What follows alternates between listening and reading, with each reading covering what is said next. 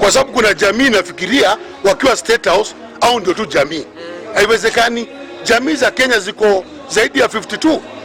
Ukiongeza Wahindi, ukiongeza wale wengine tuko zaidi ya 54.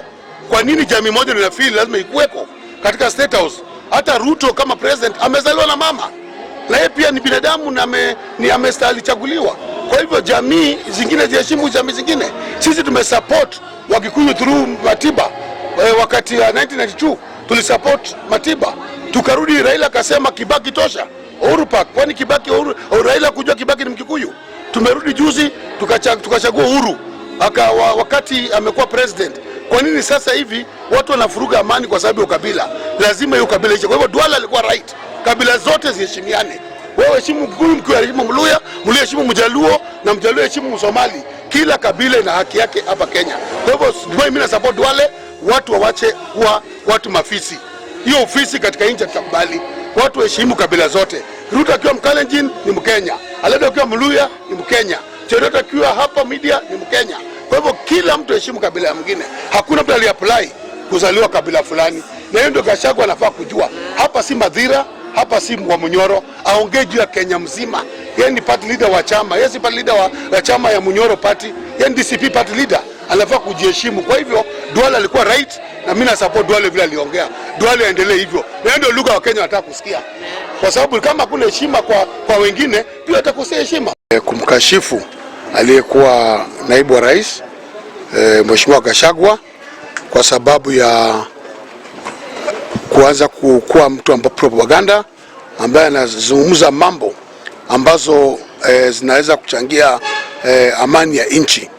Na sisi tungetaka kumwambia Gachagua hiyo kabila ako nayo awachane nayo, aweke mambo vile inatakikana. Tunaelekea kwa uchaguzi mkuu ambao ni wa mwaka ujao 2027. Tutaka hiyo uchaguzi mkuu ambao tunaenda kufanya iwe uchaguzi mkuu wa amani.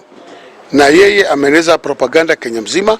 Hata hapa Nairobi amekuwa anaeleza ukabila ya kwamba lazima kabila moja ndio ichaguliwe katika uchaguzi ujao. Kwa hivyo mimi nataka kumwambia bwana Gachagua bila kuogopa na kumwambia kwamba yeye awache ukabila. Ukabila hii yake itatenganisha Wakenya na si vizuri. Sisi tumeishi kama mandugu na madada katika Kenya yetu na tumeendelea vizuri. Kama kulikuwa na utofauti yake na Rais William Samoei Ruto, ye atatue mwenyewe. Ale apigane na kashifu aliyekuwa naibu wa rais Mheshimiwa Gachagua kwa sababu ya kuanza kuwa mtu ambaye propaganda ambaye anazungumza mambo ambazo zinaweza kuchangia amani ya nchi.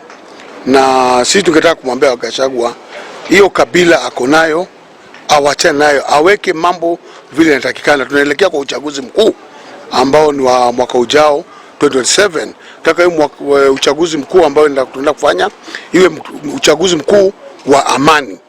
Na yeye ameneza propaganda Kenya mzima. Hata hapa Nairobi amekuwa anaeleza ukabila ya kwamba lazima kabila moja ndio ichaguliwe katika uchaguzi ujao. Kwa hivyo mimi nataka kumwambia bwana Gachagua bila kuogopa na kumwambia kwamba yeye awache ukabila.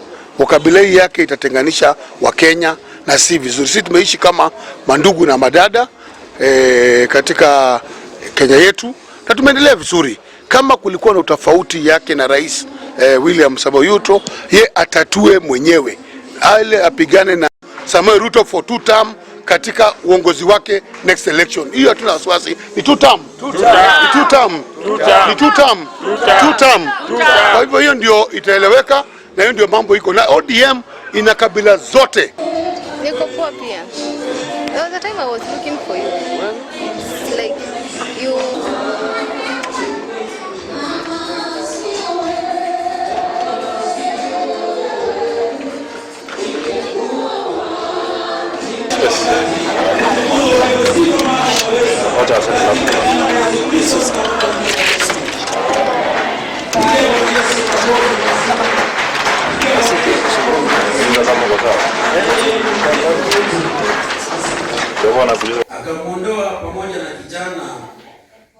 Akamuondoa pamoja na kijana.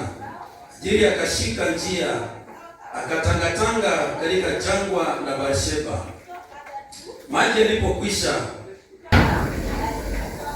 Mungu anipe neema ninene kwa muda mfupi sana ili kwamba nikaweze kukomboa wakati. Kitabu cha Mwanzo 21, najua huenda ni neno ambalo Mungu anipe neema ninene kwa muda mfupi sana ili kwamba nikaweze kukomboa wakati. Kitabu cha Mwanzo 21, najua huenda ni neno ambalo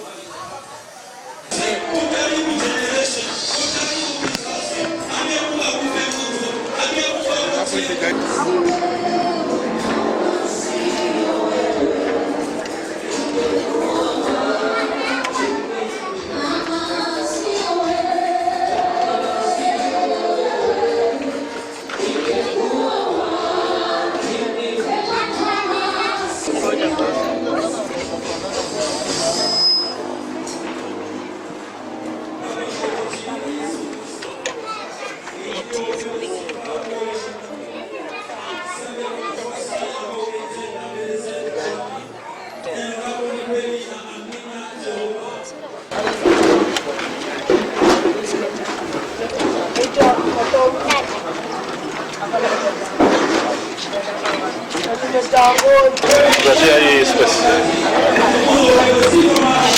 Wacha sasa.